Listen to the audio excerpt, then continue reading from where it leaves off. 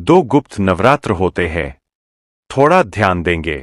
दो गुप्त नवरात्र। एक गुप्त नवरात्रा यही माघ के महीने में आता है। श्रृंगी ऋषि ने इस गुप्त नवरात्र का बड़ा वर्णन किया। श्रृंगी बाबा ने इस गुप्त नवरात्र के बारे में बहुत कुछ बताया। बहुत श्रृंगी बाबा गुप्त नवरात्र के लिए कहते हैं कि अगर इस गुप्त नवरात्रि के अंतर्गत 9 लाल फूल और 5 श्वेत पुष्प, यह दोनों लोग कहते हैं, गुप्त नवरात्र में हम देवी की आराधना करें। गुप्त नवरात्र में हम भगवान की आराधना करें। पर शिव महापुराण की कथा कह रही है, भगवान शंकर का चरित्र कथा है। अगर आपने देवी भागवत का स्मरण किया हो या भगवान शिव की एक पवित्र आनंदमय कथा स्कंद पुराण के काशी खंड में अगर सुनी हो या उसमें भी नहीं पढ़ पाए हो तो श्रृंगी ऋषि के चरित्र में आता है। श्रृंगी बाबा ने वर्णन किया है कि किसी भी स्थान पर यदि हमारे घर में 2 शिवलिंग है नहीं है तो किसी अपने घर के गमले में बगीचे में 2 पार्थिव लिंग का निर्माण करे। 2 पार्थिव, उसमें एक शिव जी का स्मरण करे और एक में माता पार्वती जी का स्मरण। देवाधिदेव महादेव के 2 स्वरूप 2 लिंग प्रकट कर एक पर 9 पुष्प लाल और एक पर श्वेत पुष्प 5 समर्पित करे। बाबा की आराधना करे, घी का दीप लगाए पूजन करे और बाद में उन शिवलिंग को, उन पुष्पों को विसर्जन करे किसी भी नदी में, तालाब में, बावड़ी में। अगर वहां नहीं विसर्जन कर सकते हैं तो किसी वृक्ष के नीचे उनका विसर्जन कर। और यह नवरात्र, ये जो गुप्त नवरात्र है, इस माघ महीने में जो गुप्त नवरात्र आती है, इसी के अंतर्गत इसका पूजन है।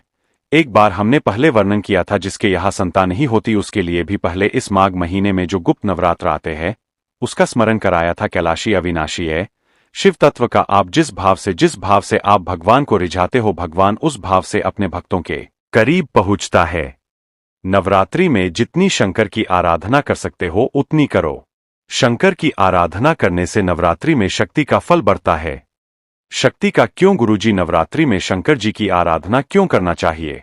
हमने कहा, अगर माता रानी से जो मांगना है तुम्हें, अगर तुमने नवरात्रि में शिव जी की आराधना करी है, शंकर की कथा सुनिए, शंकर की आराधना करी है, शिव स्तुति करी है, शंकर को 1 लोटा जल चढ़ाया, मां आदि शक्ति तुम्हारे पर कृपा करेगी। क्यों? क्योंकि जिस स्थान पर शिवलिंग रखा होता है और जो हस्त कमल है वो मां पार्वती जगत जननी दुर्गा भवानी है। जब हम जल चढ़ाते हैं, मां आदि शक्ति अम्बा जगदम्बा 64 योगिनियों पर वो जल चढ़ जाता है और जगत जननी नवरात्रि में प्रसन्न हो जाती है। वो जल की इतनी महत्वता है। आदि शक्ति को प्रसन्न करना है। मैं शिव जी को जल चढ़ा। बेटियों से कहूंगा, नवयुवक बच्चों से कहूंगा, अगर आप कंपटीशन एग्जाम में बैठ रहे हो, अपनी पूरी मेहनत करो, पूरा परिश्रम करो, रात दिन एक करो और लगे रहो।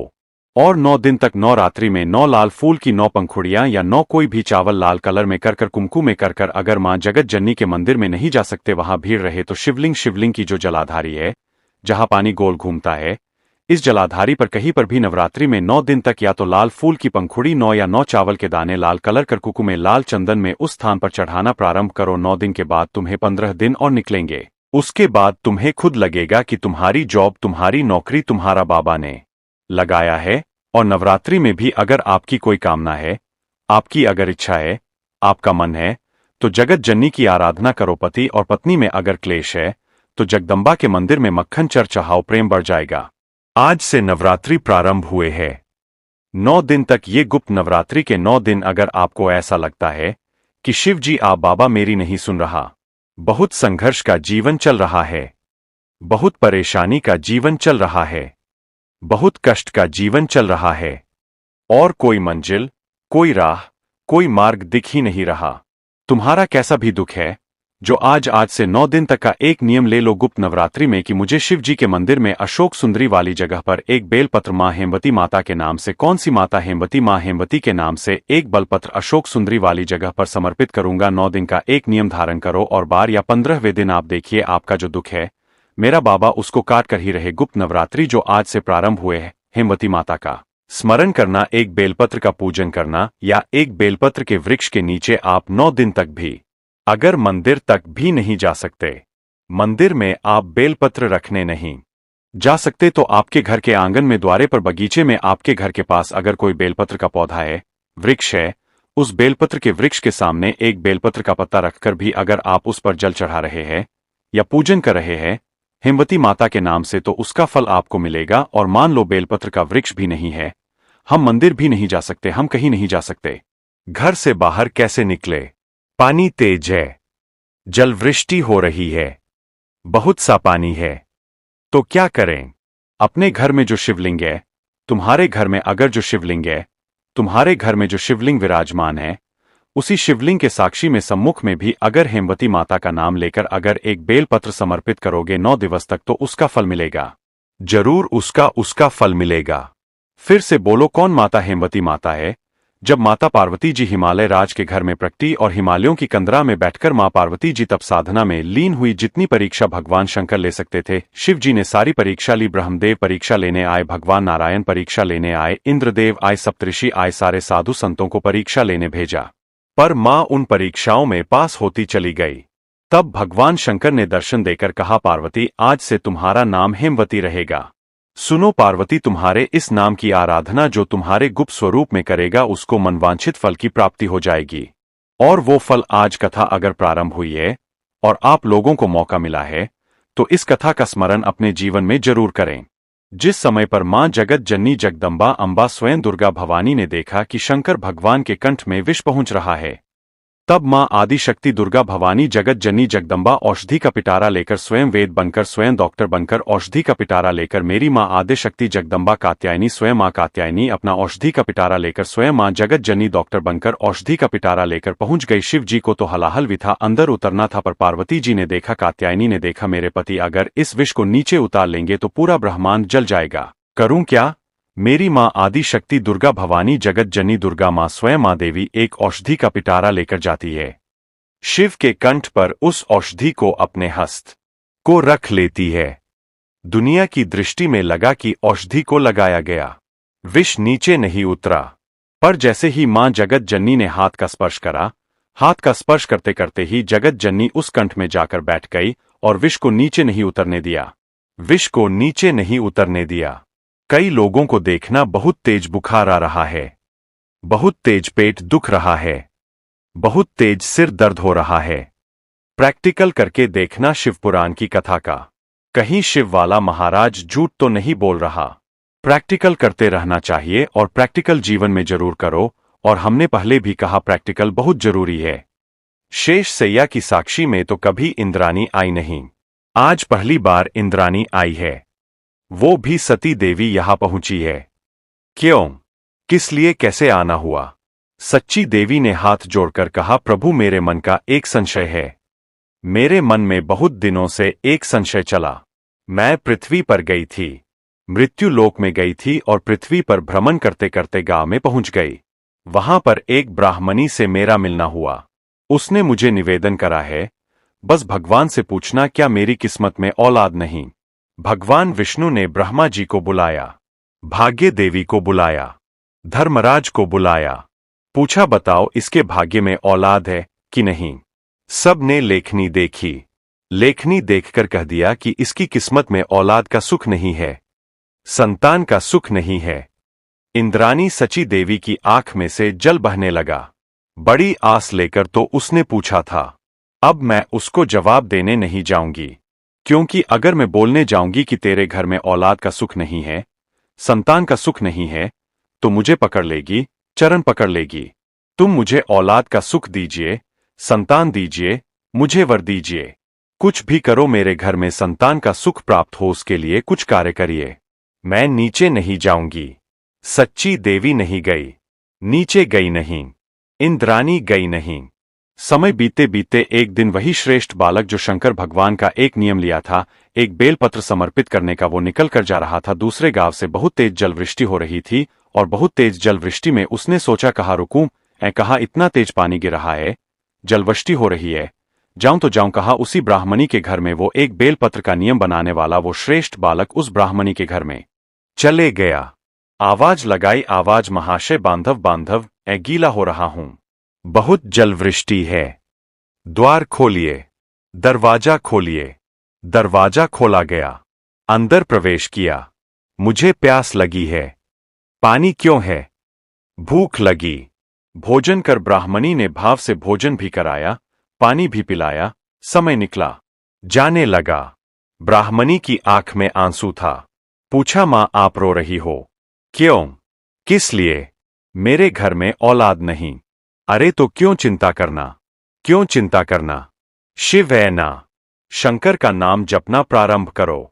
तुम्हारे घर में औलाद जरूर आएगी, यह पक्का है।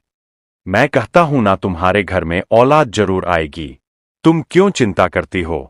चले गया बालक 4 महीना निकला, ब्राह्मणी का गर्भ ठहर गया गर्भ, बच्चे ने जन्म ले लिया, नगाड़े बज रहे हैं, किलकारियां गूंज रही है, पूरा गांव सजाया गया है।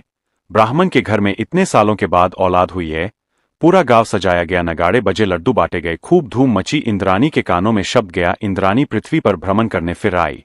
इंद्राणी भ्रमण करते करते जैसे पृथ्वी पर आई और आते से ही उसने देखा कि इसके यहां इतना नगाड़ा क्यों बज रहा है।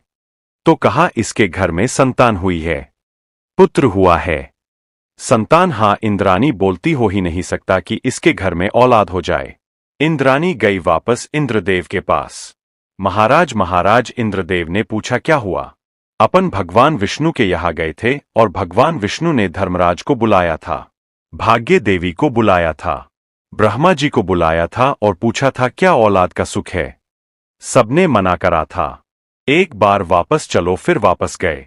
भगवान नारायण के पास में जाकर इंद्राणी ने कहा, प्रभु आपने तो कहा था कि उस ब्राह्मण के घर में औलाद का सुख नहीं है, संतान का सुख नहीं है।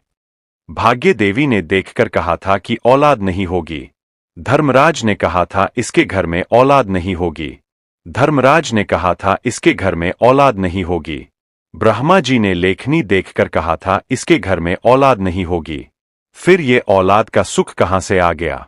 तब भगवान नारायण ने कहा, ब्रह्मानी है सच्ची देवी, जो देवता भी लेख को नहीं पलट सकते, वो शंकर का एक भक्त उस लेख को पलट सकता है। जो लेख देवता भी नहीं पलट सकते का काम है। भाग्य लिखना शिव जी का काम है, भाग्य को पलट देना आराधना का एक स्मरण का सुख है। महाराज, ज्योत का विधान है। नवरात्रि में देवी की ज्योत लगती है, अखंड ज्योति लगती है, जारे बुवाए जाते हैं, कलश लगता है। ज्योत का भी विधान है, जिसके यहां दिया अखंड जलाया जाता है। अगर वो दिए की लो दिए की बाती अगर दक्षिण दिशा की होती है तो उसके घर में साल भर में एक घात जरूर होती है। जो दिया अखंड जलता है उसकी बाती का मुख दक्षिण का नहीं होना चाहिए। अगर आपने देवी भागवत का स्मरण करा हो, देवी भागवत को अगर सुना हो, तो देवी भागवत में स्पष्ट किया गया कि पूर्व की ओर मुख करा हुआ दिया अर्थात पूर्व की ओर जो जलाई जाती है वो संपदा की वृद्धि करती है। पश्चिम की ओर मुख कर जो ज्योत लगाई जाती है महाराज वो वैभव को देती है। और उत्तर की ओर जो मुख कर ज्योत जलाई जाती है, उत्तर की ओर जो ज्योत का मुख रहता है वो आयु की वृद्धि करती है। क्यों? शिव महापुराण का कुमारखंड वर्णन करता है, जब व्यक्ति बहुत ज्यादा उलझनों में कहीं एकदम अचानक गिर जाए और उसका कोई निर्णय निकल ही नहीं रहा। शिवपुराण की कथा कहती है मरना उसका कोई हल नहीं है। उस समय पर केवल एक काम कर, एक कनेर का फूल और एक दुर्वा दोनों ले जाओ। जया, विश्रा, शामली, दौतली और देव शिव जी की जो 5 लड़कियां हैं, इन 5 लड़कियों का नाम लेकर एक कनेर का फूल और एक दुर्गा जो भगवान शंकर को उत्तर की ओर मुख कर शिवलिंग पर समर्पित कर देता है, और एक लोटा जल धीरे धीरे शंकर भगवान को अपने मन की कामना कर जिस उलझन में वो फंसा हुआ है उसका स्मरण करते करते वो शिव जी से अपने मन की बात कहते कहते अगर जल उसी दर उसी कनेर के फूल के ऊपर शिवलिंग लिंग पर जो चढ़ा हुआ है उस पर समर्पित करता है, कहते हैं 4 घंटे भी नहीं लगते। 3 महीने तो जान दो, 3 दिन भी जान दो, 4 घंटे भी नहीं लगते और देव अधिव महादेव उस व्याधि से उसको निकालना प्रारंभ। अथर्व वेद वर्णन करता है कि एक पतंगिरा माता और एक मां दंतेश्वरी, ये 2 देवियां ऐसी है, अगर कोई कितनी भी काली विद्या कर दे, कोई कहीं की भी विद्या कर दे, इन देवी का नाम लेकर केवल दक्षिण में खड़े हो और शिवलिंग पर जल चढ़ाते समय उत्तर की ओर मुख कर जहां अशोक सुंदरी का स्थान होता है, यहां से जल चढ़ाते चढ़ाते धार को जो पानी की आगे ले जाता है, प्रतिगिरा माता या दंतेश्वरी माता का स्मरण कर फिर जल शिव पर चढ़ाता है, फिर प्रत्री का नाम लेकर दंतेश्वरी का नाम लेकर फिर जल चढ़ाता है। उसकी जिंदगी में अगर कोई कितनी भी तंत्र मंत्र विद्या कर दे उसके ऊपर असर हो ही नहीं पाता, उसी समय पर कट जाता है कि जिस स्त्री के रजोधर्म में रजोधर्म के समय पर कोई नारी कहती है पेट दर्द होता है, कोई कहती है रजोधर्म नहीं आता, कोई कहती है रजोधर्म रुक जाता, वो नारियां जो बहुत उदर से जुड़ी हुई कहीं ना कहीं तकलीफों में होती है, अगर मां प्रतिगिरा का स्मरण कर एक चावल का दाना भगवान देवधिदेव महादेव जिस जलाधारी पर जो गोल जलाधारी है, जिस जलाधारी पर शंकर का शिवलिंग रखा हुआ है, उस जलाधारी पर कहीं पर भी एक चावल का दाना या तो मां दंतेश्वरी का नाम लेकर यात्रा माता का नाम लेकर अगर चढ़ा देती है तो उस नारी के रजो धर्म से जुड़ी जितनी प्रॉब्लम है सब समाप्त हो जाती है। यहां तक प्रतिज्ञा माता का ज्यादा उपास नहीं कर सकते, ज्यादा साधना नहीं कर सकते, ज्यादा व्रत नहीं कर सकते। हम माता की चौकी भी नहीं लगा सकते, ज्योत भी नहीं जला सकते, कलश भी नहीं रख सकते। हम बहुत बहुत तप नवरात्रि में नहीं कर सकते। तो शंकर जी ने कृपा कर 5 दिन की ये शिव पुराण आपको 2 बजे से 5 बजे तक दे दी कि शिव शक्ति का आराधना इसे ही